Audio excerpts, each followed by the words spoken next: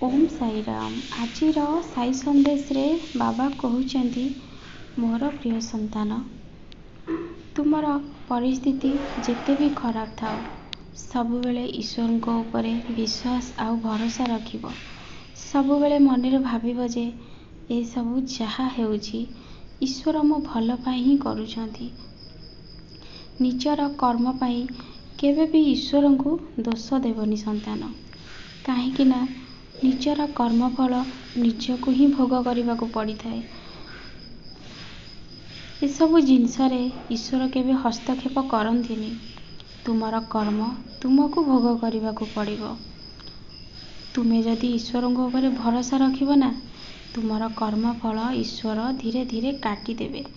ଯଦି ତୁମେ ଈଶ୍ୱରଙ୍କୁ ଦୋଷ ଦେବାକୁ ଆରମ୍ଭ କରିବ, ତାହେଲେ ତୁମେ ବହୁତ ବଡ଼ ପାପରେ ଭାଗି ହେବ।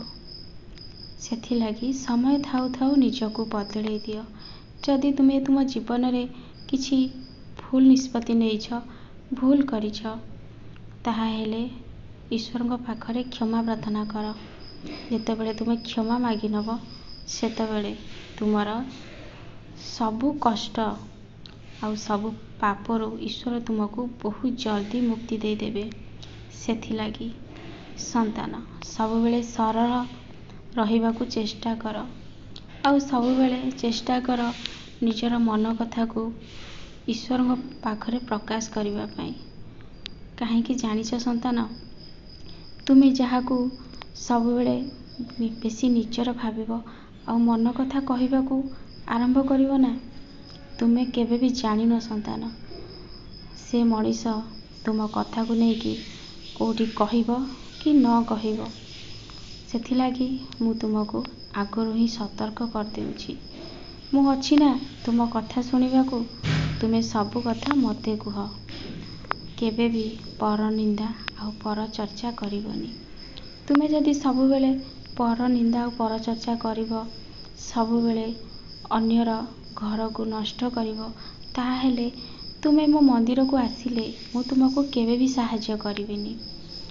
ମୁଁ କେବେ ବି ତୁମକୁ କ୍ଷମା କରିବିନି ସନ୍ତାନ। ଯଦି ତୁମେ କିଛି କୁକୁର ଗାଈକୁ ଖାଇବାକୁ ଦେବ, ଯିଏ ଅସୁବିଧାରେ ଅଛି ତାକୁ ସାହାଯ୍ୟ କରିବ, କିନ୍ତୁ ଲୋକଙ୍କ ଆଗରେ କହିବ ମୁଁ ଆଜି ବହୁତ ପଇସା ଖର୍ଚ୍ଚ କରିଛି, ଏସବୁ ଯଦି ତୁମେ କର, ତାହେଲେ ବି ମୁଁ ତୁମକୁ କେବେ ବି କ୍ଷମା କରିବିନି। କାହିଁକି ନା ଯିଏ ଦେଇକି ଅନ୍ୟ ଜଣଙ୍କୁ କୁହେ, ସେ ଦେବାର କୌଣସି ମୂଲ୍ୟ ନଥାଏ। ସବୁବେଳେ ସମସ୍ତଙ୍କୁ ଭାବି ଚିନ୍ତିକି କଥାବାର୍ତ୍ତା କରିବ। କେବେ ବି କାହା ମନରେ କଷ୍ଟ ଦେବା ପାଇଁ ଚେଷ୍ଟା କରିବନି।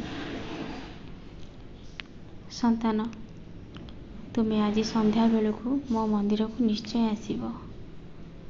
ମୁଁ ତୁମକୁ ସେଇଠି ଅପେକ୍ଷା କରିଥିବି। ତୁମ ବାଡ଼ିରେ ଆଜି ଯେଉଁ ଗୋଲାପର ଫୁଲଟି ଫୁଟିଛି, ସେ ଫୁଲ ତୁମେ ମୋ ପାଇଁ ନେଇକି ଆସିବ ଆଉ ମୋ ପାଖରେ ବସିକି ମୋର କଷ୍ଟ ନିବାରଣ ମନ୍ତ୍ର ପାଠ କରିବ। ଦେଖିବ ତୁମ ଜୀବନରେ ଯାହା ସବୁ ଅସୁବିଧା ଅଛି ନା, ମୁଁ ବହୁତ ଜଲ୍ଦି ଦୂର କରିଦେବି। ମୋର କଷ୍ଟ ନିବାରଣ ମନ୍ତ୍ରକୁ ତୁମେ ଚେଷ୍ଟା କରିବ ସକାଳେ ଆଉ ସନ୍ଧ୍ୟାରେ ଘରେ ପାଠ କରିବାକୁ। ଯଦି ତୁମେ ପାଠ ନ କରିବ, ତାହେଲେ ଶୁଣିପାରିବ। ପଠନ କରିବା ଆଉ ଶ୍ରବଣ କରିବା ଏକା କଥା। ମୋ ଆଶୀର୍ବାଦ ସବୁବେଳେ ତୁମ ଉପରେ ଅଛି। ସବୁବେଳେ ଖୁସିରେ